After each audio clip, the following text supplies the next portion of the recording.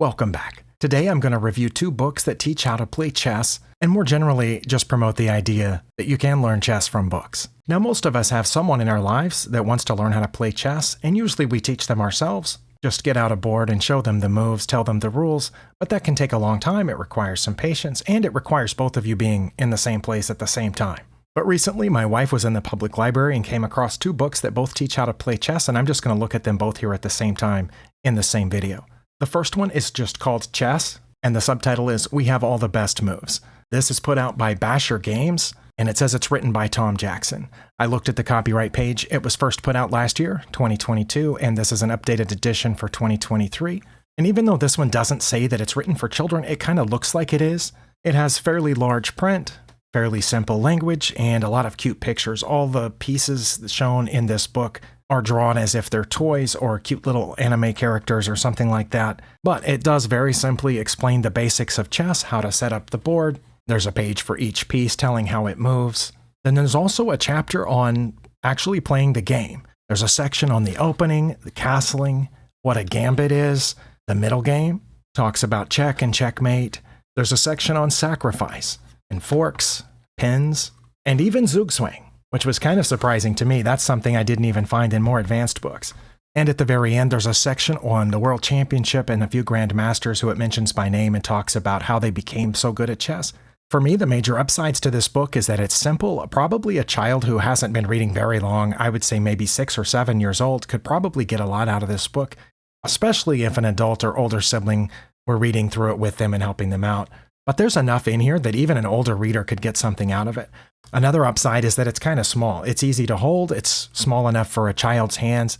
One downside, at least to me, was a little distracting. Each of the chapters is written in the first person. I this, I that. Even when it's talking about the middle game. When it's talking about the middle game, when it says I, that's as if the middle game is talking to you. It says something like, once the opening is over, I'm now in charge, or something like that. Same thing with Czech, even Magnus Carlsen, that part's written in the first person. And that's a little weird since we know that Magnus Carlsen didn't write that chapter. And the chapter on Garry Kasparov is written the same way. For me, it was kind of cute when the pieces were talking, like the pawn says, I'm a pawn, I do this. I'm a knight, I do this. But then as it goes on, when it's talking about the board and it's written in the first person from the board's perspective, that was a little distracting to me, but maybe certain children might find it interesting. The other book is How to Win at Chess by Grandmaster Daniel King. Now this one in the copyright page says it was first published in 2000, so that was 23 years ago, but it's been updated for the modern age, and this version was published this year. Now this one is a substantially larger book as far as height and width, but a number of pages it's not that much thicker. One difference in this book, instead of just starting off with how to set up the board and how to play the game, it starts off with the origins of chess and a little bit of history, but it's only a couple of pages, and again, it's fairly simply written. And again, it doesn't say what age level it's meant for, but I'm assuming this is for a slightly older kid, late elementary school or possibly middle school. But again, just like the other book, older readers, high school, and even adults could probably learn how to play chess from this book. And if you are interested in other things about the game besides just the rules and how to play, it has that. Besides the history, it talks about changes in the game over the years. And again, there is a section on setting up the board and how each piece moves. This one has large pictures and diagrams. It kind of reminds me of those DK books, the nonfiction books by the publishing company DK. I don't know if you're familiar with those, but I have seen a few of those with my children and when I was younger, and the layout and design reminds me a little bit of that, but the language is clear and easy to understand, even for me. There's a section on notation and what each of the squares on the board is called and why notation is important.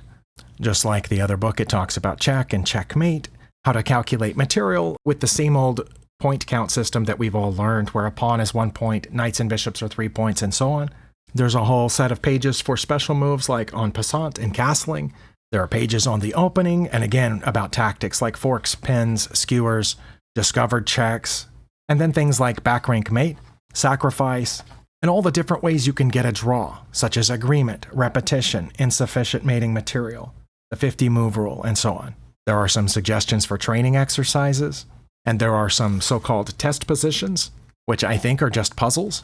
And then there's a section which I know has been updated in the new version because it lists all the world champions in chess over the years, all the way up to the present. And by the present, I mean Magnus Carlsen. I assume this book was published just before the recent chess championship in which Dingley Wren became the new world champion. Once again, there is a biography of Magnus Carlsen talking about various events in his life and how he came to be the best chess player in the world. There's a page on the longest and shortest games, such as Fool's Mate and Scholar's Mate, and then some of those games that take hours or days with hundreds of moves.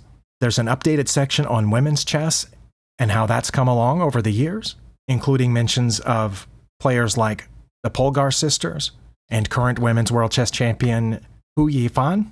I hope I'm pronouncing that correctly. Also talks about the chess surge in several recent countries, such as China and India. India especially is experiencing a huge surge in the number of chess players and the number of grandmasters. It even mentions the recent surge in online chess, which many have attributed to the Netflix show The Queen's Gambit, but also a bunch of YouTube channels. Specifically, there's a picture of Hikaru Nakamura right there. I was a little surprised that it didn't mention Gotham Chess, especially since it included a brief mention of Alexandra Botez. There's a glossary and an index. For me, one of the downsides of this book is how large it is. It's very wide and tall compared to the other one, so not quite as easy to hold in your lap if you're going to be reading on a bus or a train.